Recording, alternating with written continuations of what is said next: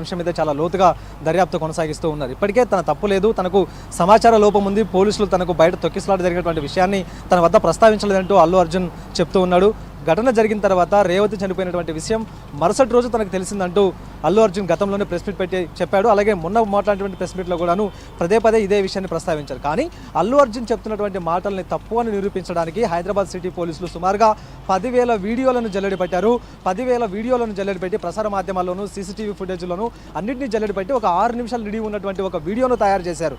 ఇందులో ప్రధానంగా తప్పెవరిది? వాస్తవానికి పోలీసులు తప్పుందా, లేకపోతే అల్లు అర్జున్ కావచ్చు, తర్వాత సంధ్య థియేటర్కి సంబంధించినటువంటి యాజమాన్యాలు తప్పుందా, మీరే నిర్ణయించండి అంటూ కూడా పోలీసులు ఒక 6 నిమిషాలు నిడివి ఉన్నటువంటి వీడియోను ప్రసారం చేశారు. అందులో ప్రధానంగా అల్లు అర్జున్ ఇటు ముషిరాబాద్ నుంచి, ఆ తర్వాత ఆర్టీసీ ఎక్స్ రోడ్ సంధ్య థియేటర్ మీదుగా ఆయన రోడ్ షో చేసుకుంటూ లోపలికి వచ్చారు. అనంతరం లోపలికి వెళ్ళేటప్పుడు కూడా తీవ్రమైనటువంటి తొక్కిసలాట జరుగుతున్నటువంటి సందర్భంలోనే ఆయన లోనికి వెళ్ళారు. ఒక్కసారిగా లోపలికి వెళ్ళిన తర్వాత థియేటర్ లోపల పెద్ద ఎత్తున తొక్కిసలాట జరిగి రేవతి చనిపోయింది. రేవతి కుమారుడు తీవ్రంగా గాయపడ్డాడు. సో ఇదే విషయాన్ని అక్కడే ఉండి విధులు నిర్వహిస్తున్నటువంటి చికటపల్లి ఏసీపీ ఇటు అల్లు అర్జున్కు చేరవేసేటటువంటి విషయంలో భాగంగా అక్కడే ఉండేటటువంటి అల్లు అర్జున్ మేనేజర్ సంతోష్ని సంప్రదించాడు. అయినప్పటికీ కూడాను సంతోష్ ఇటు ఆ చికటపల్లి ఏసీపీ లోపలికి వెళ్ళనిచ్చేటటువంటి ప్రయత్నం చేయలేదు. సో ఈ అన్ని అంశాలను కూడా ప్రస్తావిస్తూ తమ వైపు నుంచి ఎటువంటి తప్పు లేదు, జరిగేటువంటి విషయం ఇది అంటూ కూడా అల్లు అర్జున్ వైపు తప్పును చూపిస్తూ ఇటు పోలీసులు వీడియోలను ఇప్పటికే రిలీజ్ చేసినటువంటి సందర్భాలు కూడా ఉన్నాయి. సో ఇలాంటి పరిస్థితుల్లో ఖచ్చితంగా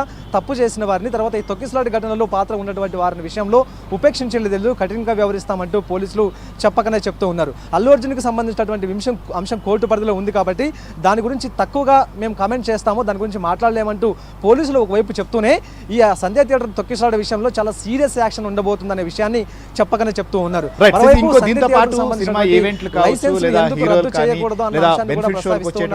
సందర్భంలో శాంతి భద్రతలు కూడా చాలా కీలకం.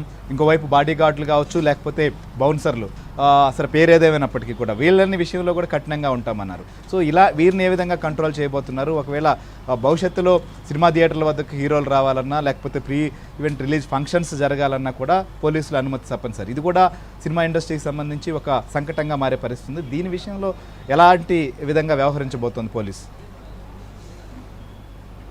సెలబ్రిటీలు కావచ్చు, వీఐపీలు కావచ్చు, అలాగే వీవీఐపీలు కావచ్చు, వీళ్ళు తమ భద్రత కోసం వ్యక్తిగత బౌన్సర్లను ఏర్పాటు చేసుకుంటారు. తర్వాత లేకపోతే ఏజెన్సీ నుంచి కూడా కొంతమంది బౌన్సర్లను తెప్పించుకుంటూ ఉంటారు. అయితే ఈ బౌన్సర్లు చాలా ఓవర్ యాక్షన్ చేసినటువంటి సందర్భాలు ఈ మధ్యకాలంలో చూస్తూ ఉన్నాం.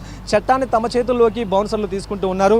మేము పోలీసుల కన్నా అతీతులం అన్న భావనలో బౌన్సర్లు ఉంటూ ఉన్నారు. అయితే తమకు కేటాయించినటువంటి వ్యక్తిగత భద్రతలో భాగంగా అవతల వ్యక్తులు ఎలా ఏమైనా పోయినా పర్లేదన్న భావనతో ఈ బౌన్సర్లు వ్యవహరిస్తున్నారు. తాజాగా సంధ్య థియేటర్ ఘటనకు సంబంధించినటువంటి కొన్ని విజువల్స్ని మనం చూస్తే అల్లు అర్జున్ లోపలికి పంపించేటటువంటి ప్రయత్నంలో భాగంగా బౌన్సర్లు ఇష్టారీతిన అభిమానులను తోసివేశారు.